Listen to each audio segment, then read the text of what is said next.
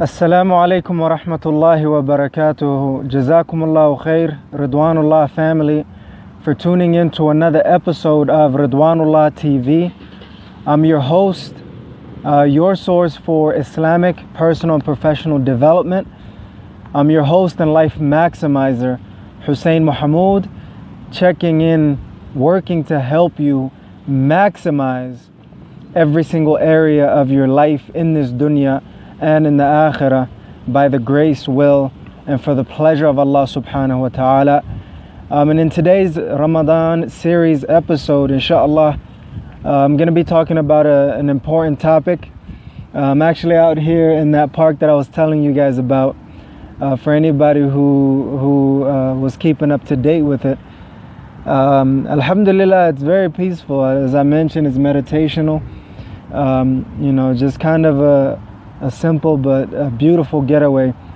I haven't been able to spend as much time with nature as I would love to. For some reason, I don't have many friends that are into too much nature. So if you are, hit me up, inshallah. We could probably go hiking together and do a couple of things, bi-idhnillahi ta'ala. So with that being said, in today's episode, inshallah, I wanted to really talk to you guys about a very, very important topic that Allah subhanahu wa ta'ala has actually sent a messenger specifically to do. Allah subhanahu wa ta'ala mentions in many areas of the Quran and in many situations where even our beloved Prophet Muhammad sallallahu alayhi wasallam and the scholars of our ummah and the Salafus Salih used to continuously remind us of. And it's something that we take for granted on a daily basis, and for the most part we really don't make the connections to the impact of it in our regular lives. And that particular thing is to purify our hearts and souls. And the purifications of our hearts and souls is one of the most important elements of our lives, because Allah subhanahu wa ta'ala mentions he swore by 9 things, and Allah subhanahu wa ta'ala in the Quran, throughout the Quran, as far as I'm aware of and what the research and the studies that I've did, has not sworn by anything more than he has sworn on the purification of the soul. And Allah subhanahu wa ta'ala says, قَدْ أَفْلَحَ مَنْ زَكَّاهَا, or قَدْ أَفْلَحَ مَنْ زَكَّاهَا قَدْ أَفْلَحَ مَنْ زَكَّاهَا وَقَدْ خَابَ مَنْ دَسَّاهَا. And successful is he who has purified himself or his soul or his heart, and corrupt or at loss basically is the one who corrupts his own soul. So قَدْ أَفْلَحَ مَنْ زَكَّاهَا. And when you work on purifying your soul, it is an important element of leading a beautiful life.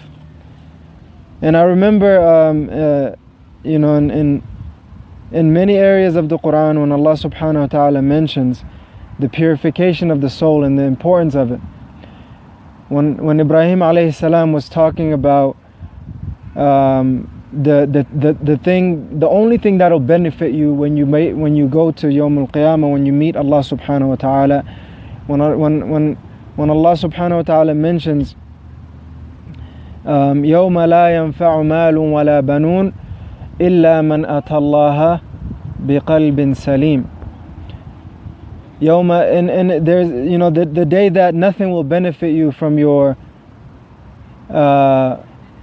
wealth and your offsprings and children, and except a clean heart that Allah subhanahu wa ta'ala mentions. And I remember there's a time when 3 separate individuals came to Hassan al-Basri, if I remember it correctly.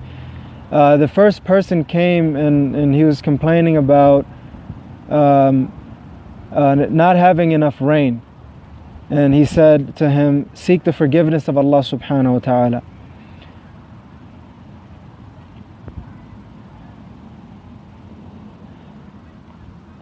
And the second person came and he said, I don't have, make dua to Allah subhanahu wa ta'ala for children, I believe. And the third person came, and I believe he was asking for wealth or something along those lines. And each one of them, he told them, seek the forgiveness of Allah subhanahu wa ta'ala. And one of the individuals that was around him, he noticed that, and he went up to him. He said, each individual that came to you, you gave him the same advice. Don't they need something different?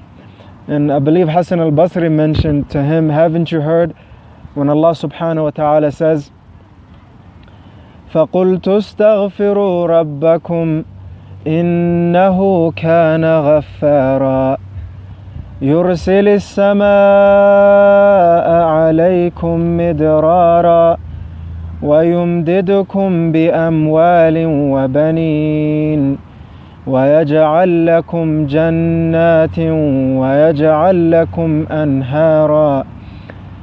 That seek the forgiveness of Allah subhanahu wa ta'ala. And He is Ghaffara. He is the one who is oft forgiving. And thereafter, when you are forgiven, يُرْسِلِ السَّمَاءَ عَلَيْكُمْ مِدْرَارًا وَيُمْدِدُكُمْ بِأَمْوَالٍ وَبَنِينَ وَيَجْعَلْ لَكُمْ جَنَّاتٍ وَيَجْعَلْ لَكُمْ أَنْهَارًا. That's to understand that whenever you need something, you need to seek the forgiveness of Allah subhanahu wa ta'ala and continuously work towards pleasing Allah subhanahu wa ta'ala, specifically in this blessed month of Ramadan. And one of the main objectives of Ramadan, including having taqwa of Allah subhanahu wa ta'ala, is to make sure that we ask for Allah subhanahu wa ta'ala's forgiveness. And the last point that I'll make before concluding is, one of the biggest, I don't know whether to call it a misconception or to call it lack of insight, lack of connection, is understanding that when we have the sins and the transgressions, it creates this rana, this black dot in our hearts.